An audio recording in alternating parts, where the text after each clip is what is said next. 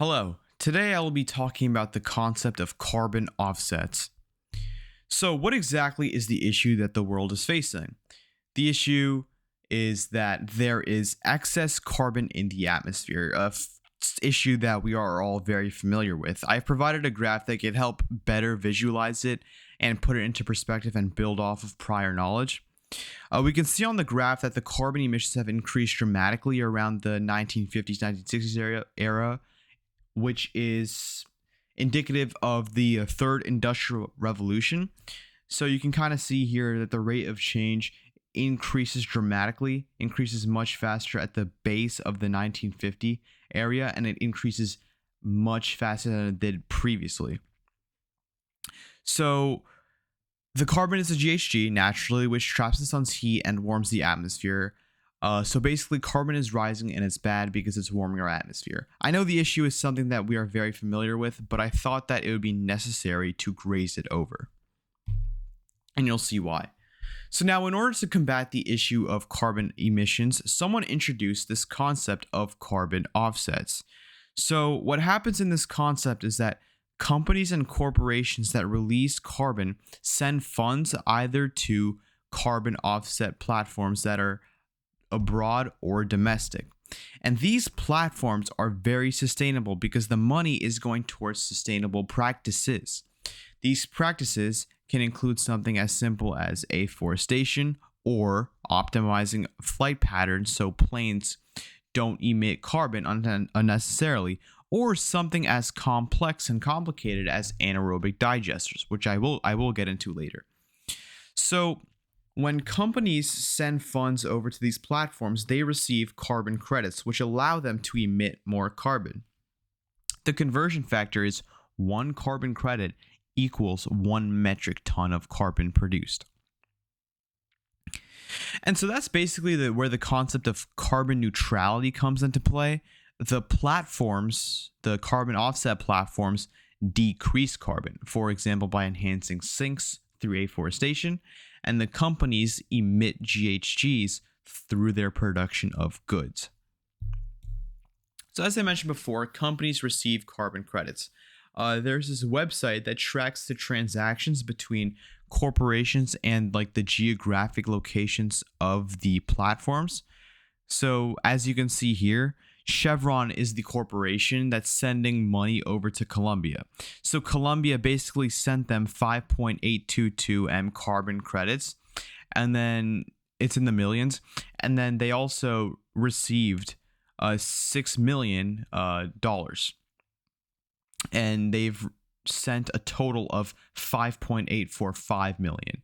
So you can see here that part of the 5.845 million is the 5.822 million that's sent towards Chevron, and then it sprouts down, and you can see that some is sent to Apple because Apple provides them some money, and some is sent to Microsoft because Microsoft provides the money. So it's a quid pro quo kind of arrangement where they're getting money, for these platforms, and then the companies are getting the credits to emit GHGs and produce more and make more money in turn.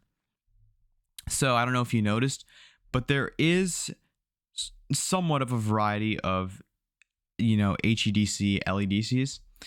For example, the US is here, and it's a pretty bulky chunk where it's sending a decent amount of carbon offset credits to a variety of companies, actually. So there's this whole argument about whether or not it would be better to send money over to an HEDC or an LEDC. So HEDC, the argument for that is that the platform is in a more reliable and stable economy, so there's no risk involved. But in an LEDC, it's risky, but it could also do really well because there's no competition. So this is something that investors in companies have to take into account. So this graph right here shows the different opportunities for carbon offsets. The x-axis is years, by the way. They didn't provide that, but in the analysis of the graph, they said that the x-axis was years. and the y-axis is CO2 sequestered, so how much carbon is locked away. And this graph says that biomass burial is the most effective because it leads to the highest long-term sequestration. However, this burial is not as popular because you need to bury the biomass very, very, very deep. So like miles down, so that the biomass doesn't aerobically decompose and go into the atmosphere. So basically, the deeper it's dug into the atmosphere, the more time it would take for that gas to reach the atmosphere. So the UN has their own set of carbon offset platforms that they've been developing. I've linked it here. And you can kind of see that there's like a very wide variety of projects. So yeah, there's like a decent amount. There's pages and pages and pages. Right, it goes up to 9 pages and there's like a solid 10 per page. And the nice thing about these platforms is that they are predominantly in LEDCs. So the UN has an objective here. One is to reduce carbon emissions through these offsets and advocate for carbon neutrality, as I said previously in my second slide. But the other objective is to develop the LEDCs. If money is going into like domestic territory of these platforms, it would contribute to the macroeconomy of that country. So if I had a carbon offset platform in Sierra Leone or something like that, and I send money over to that platform, it would help the macroeconomy of that country because there's more money being circulated. They also have another section dedicated to people contributing to the carbon offset, which I have right here. So this is a page in every single sub page of the platform.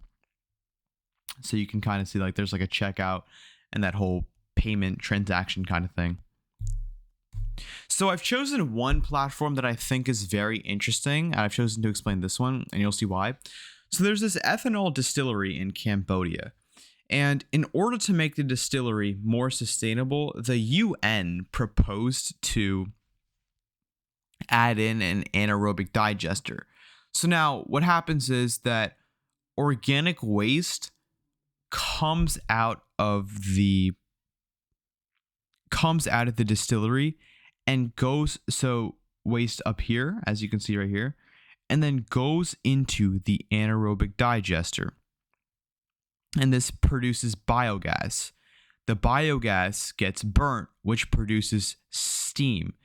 And then this steam, right, we kind of learned about this in the with all the other forms of energy, such as, geothermal and hydropower and nuclear. This steam spins a turbine that creates energy that could go back into the distillery. So in conclusion, the need for oil gets removed because of the energy created from the digester. So it's basically self-perpetuating. I've chosen another platform that the UN has on their website, and I've specifically chosen this one to show you that it doesn't need to be that complicated. So for this one, the UN is investing money into these electric buses. Now, I don't have to tell you, but what happens with buses that run on diesel fuel and gasoline? The main issue is that the NOxs they generate, which has like a number of impacts on the atmosphere, which we know of. The buses get rid of that issue because it's obviously electric. It doesn't need diesel fuel and gasoline. Not only that, they introduced the concept of communal transportation. So more people on public transportation means that there are less vehicles emitting NOxs and CO2. So this is something not as complicated as the anaerobic digester I had mentioned previously. So now there's a debate between like whether or not carbon offsets is a good way to approach carbon emissions. So this website right here, Carbon Market Watch, argues that carbon offsets neglect the real problem. And the real problem is the corporations themselves that emit carbon through their own production of goods. However, there are pros, right? It would be my intuition that if laws try to reduce the carbon emissions directly, like directly gunning for the companies, they would be much more unhappy, obviously, and production would be impacted, which could have a variety of economic influences, such as supply not keeping up with the demand of goods. Another argument for carbon offsets is that the platforms can be in LEDCs, which would provide cleaner air and make the country more sustainable, which is a problem in developing countries. When countries develop, they often neglect sustainability. And also, if companies are open about sending money to carbon offset platforms, they look more green, right? And they have like a much better public eye, and therefore consumers would be willing to purchase their goods. So this is something that everyone, in my opinion, should really think about as we try and reduce the amount of carbon in the atmosphere and tackle this issue.